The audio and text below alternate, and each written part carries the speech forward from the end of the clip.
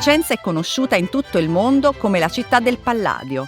Nella sua provincia, una delle 9 in cui nasce il Prosecco DOC, edificò numerose ville, molte delle quali oggi fanno parte dei beni dichiarati patrimonio dell'umanità. La costruzione che per prima lo stesso Palladio cita nei suoi scritti è Villa Godi Malinverni, che iniziò a progettare a 29 anni. Christian, siamo in questa bellissima villa che è stata la prima certificata che riconduce ad Andrea Palladio. Esatto, siamo a Villa Godi Malinverni, sul colle di Lonedo. E qua nel 1542 Andrea Palladio ha progettato la sua prima opera.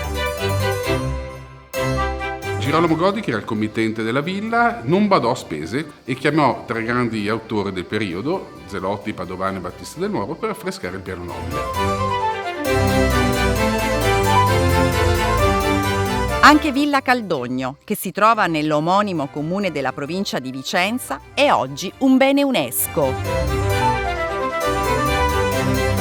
Paola, entrando in questo salone, questi affreschi rimandano delle scene di vita quotidiana, dico bene? Sì, è proprio il messaggio che il conte ha voluto trasmettere ai propri invitati. Siete venuti per banchettare, suonare musica, giocare a carte e danzare. E quindi poi proseguivano la festa nelle stanze laterali, come la stanza di Scipione, dove sicuramente il nostro conte concludeva i propri affari dopo aver banchettato e davanti a un buon bicchiere di vino.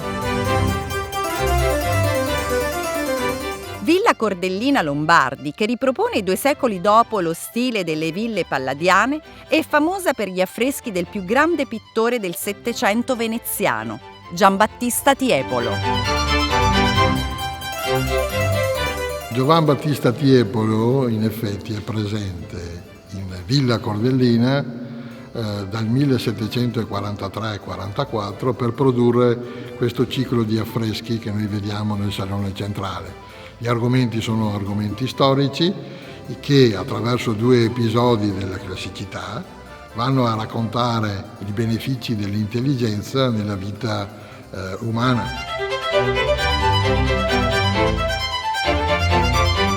Ricordiamo che Villa Cordellina non era solo una dimora di nobili, ma era anche un centro produttivo agricolo e quindi ogni anno c'era la produzione sia di vino che appunto di grani e di farine. Questo mi sembra il luogo giusto per fare insieme un brindisi con un calice di Prosecco DOC Rosé. Grazie ancora.